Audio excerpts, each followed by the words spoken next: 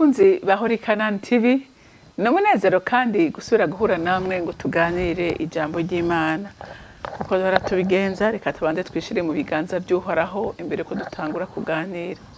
Nta usa nawe data nta n'uburinganiye nawe mwizigirwa. Uri umuvyeyi mwiza yuzuye impuhwe urukundo n'ubuntu. Uri umuvyeyi mwiza ateba kuraka ariko akihutira kutugirira neza nk'abana akunda. N'uyu mwanya mwami Imana ndabizi neza no mu ntege nke zacu ntuduta ntutureka ariko duhora hagufi kugira ngo tuvyure. Mana we utogushima sindamuzi utogukengurukira sinzi aho yobaturuka n'utazi urukundo rwawe n'utazi igikorwa wadukoreye yo mu gutanga Kristo umwana warofise w'ikinege ngo adupfire. Mana we waradukunze natwe turagushimira ushimwagizwe kandi wubahwe muri byose na hose mu izina rya Kristo Yesu senze nizeye kuvyumvise. Amen, amen. Rero ijambo Imana impaye kuganira namwe ijambo rivuga ngo mbega no kuberiki Imana ihano wikunda. Haleluya. Imana irahano wikunda kwera yumvise ko inyungu ikomeye. Reka dusome ijambo ry'Imana mu Migani igice cya 3 turasoma kuva ku murongo wa 11 n'uwa 12. Mwana wanje ntugaye igikangiro cy'uhoraho kandi nturambirwe no guhana kwiwe. Kuko uhoraho akunda ari wahana kuko se w'umwana nyene ahana umwana wiwe anezerererwa. Amen. Urumva kenshi hari aho ducika intege tugacika intege n'ibintu biriko biratuba ku kibazo cimbega Mana warantaye Mana waranyase ndetse ukanikontorora ukavuga uti Mana jewe nakoze iki kubera intambara ziguma zikuranwa n'izindi byago bikuma bikuranwa n'ibindi ukayobegwa. Haleluya. Imana imaze kukubona kuri umwana kuri umuntu izokoresha hari ahandi banza kugucisha. Burya abantu b'Imana ntibomenya ko inda ibabaza utaraja kubise. Umuntu yakubwira ngo yo urumva ngo sha ngo igise kirababaza. Ati kibabaza gute? Ukwibaza uti kibabaza mbega nk'umuntu yakomeretse, kibabaza nk'umuntu yavunitse, kibabaza nk'umuntu ukibaza nk'ikintu maze kukubabaza. Cyangwa umuntu akakubwira ati sha urazi ngene inzara ibabaza. Mbega vuga mbega bashayi babaza gute? Utarigera usonza na rimwe kandi burya gusonza biri kubiri. Hariho gusonza kubera watevye gufungura mugabo uzi ko havuga bireho. Hariho umuntu asonza atazi ko anaronka neje azi ko atazoronka nahinje atazi ko azoronka. Inzara ikakurya gushikaho umugongo ufatana n'inda uyo yo kubwire iki inzara ivuga. Rero Imana ntizoshaka kugukoresha mu kintu utazi.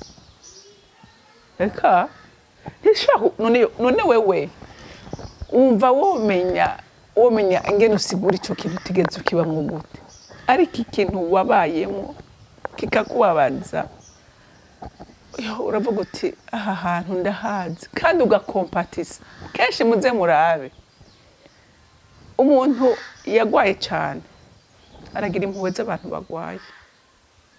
Umuntu yakenye cyane amagatunga aragira impuhwe z'abantu bakenye akumva umega hari ikintu yokora kugira ngo akure abantu mu bukene. Umuntu yagowe n'uruvyaro arakompatisa cyane ku muntu atararonka umwana kubera aza agahindagira. Umuntu yagwaje abana yagowe n'abana arababara. Iyo abonye umwana agoranye, iyo abonye umuvyeyi yahuye n'ikibazo c'umwana arakompatisa. Umuntu yagowe n'urugo umugabo akamugora cyangwa umugore akamugora aravyumva gose kubera bazaho Imana yamukuye. Rero igituma Imana ihana abandi ikunda no kugira ngo zibakoreshe bikomeye, no kugira ngo zibatume uko Imana irakeneye abituma. Haleluya. Rero ntiyo gutuma ngo wige. Rero abantu baranka kwiga ni bakunda kwiga uvuga ati Imana ndiri shure ndaryiga kandi nzorisohokana mfise urupapuro rw'umutsindo. Haleluya. Haleluya. Umuvyeyi yabona umwana akamubonamwo ingabire runaka akamubonamwo urumva potentiel nini yaravuga ati no uyu mwana sishobora kumureka ngo yiyandarike niwe mwana karibwa gusumba abandi. Haleluya. Kuko umuvyeyi aba muzigamwo ikintu gikomeye, yamubonyemo ikintu gikomeye, rero arinda kugiproteja kugira ngo agikuze gigere kure. Haleluya. Haleluya. Rero Imana iyo imaze kwizera Imana ukayizera Imana mukakiza vrema abantu bose babaryohewe kenshi, babaryohewe ko niyo usabye ikintu Imana iranyarutse.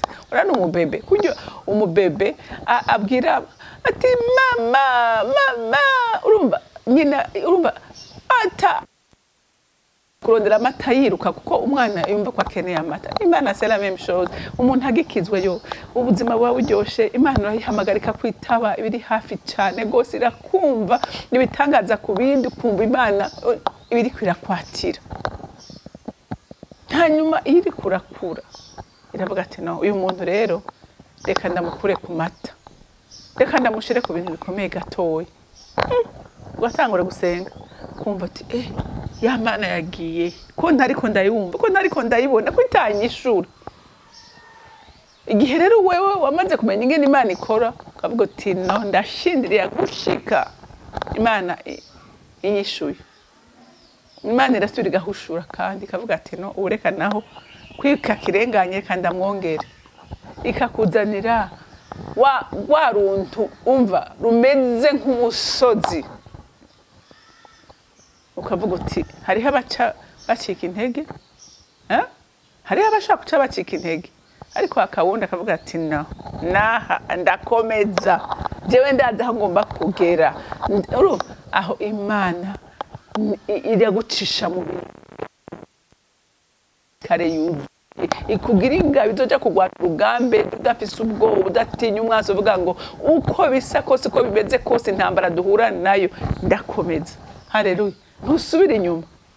Erega hariho n'abasoda urugambe bonye rushushe avuga ati no reka nje kwinyegeza, canke abandi bakadepoza ibigwanisha.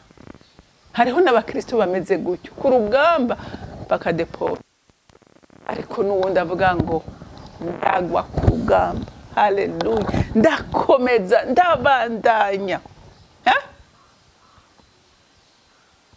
Ati ndabandanya sisubira inyuma. Kandi rero Imana nayibona uguma wavansa igumizana ibiruta kugira ngo uduge grade. Ntushobora kuduga igrade utatsinze urugamba muntu w'Imana. Rero abikunda nibicisha mu bikomeye. Haleluya.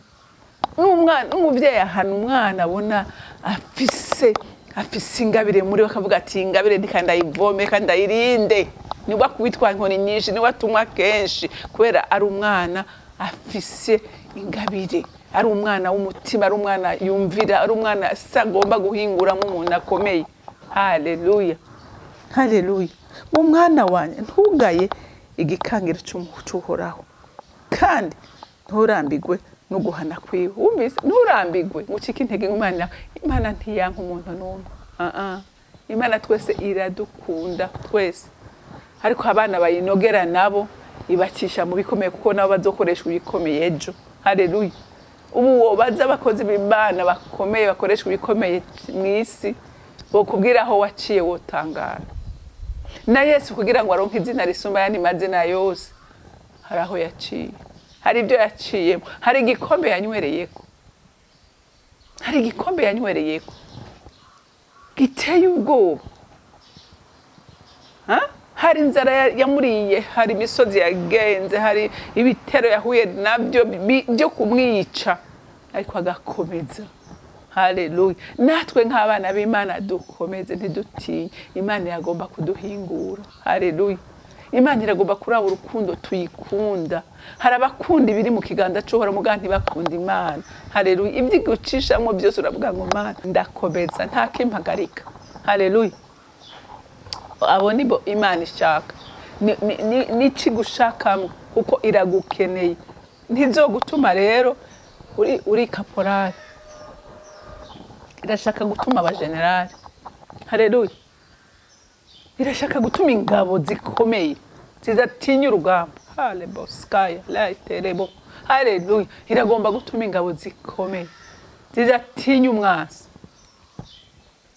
Rero ibyo ucamo byose, ibyo Imana yemera ngo ucemo byose, ni kubw'inyungu z'ubwami kandi ni kubw'inyungu zawe. Haleluya. Ni kubw'inyungu z'ubwami kandi ni kubw'inyungu zawe. Iyo umuntu atera intambwe ijya imbere, nawe hari ibindi wunguka. Haleluya. Rero ndagutera intege nkubwira ngo komera. Haleluya. Haleluya. Imana abikunda ngo kuko uhoraho akunda ari we ahana, kuko se w'umwana nyene ahana umwana wiwe anezerererwa. Kuko umwana w'ikigabo uravuga uti ntabara nta guta umwanya, ahubwo urabembereza kugira ngo urabe ko yofata umurongo mwiza. Kavuga ati mwana wanjye ngo ndakugira ibintu umuhu tworoshe kugira ngo urabe nuko nutwe dushobora, ariko umwana w'umutima, umwana azogera kure umutima mu bikomeye. Haleluya. Imana rero ibampera umugisha.